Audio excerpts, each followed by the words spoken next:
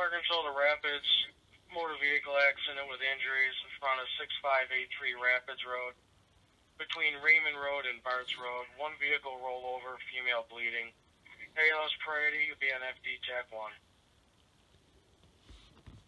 Fire Control repeating to Rapids, motor vehicle accident with injuries in front of 6583 Rapids Road, between Raymond Road and Bart's Road. One vehicle rollover, call reporting female bleeding.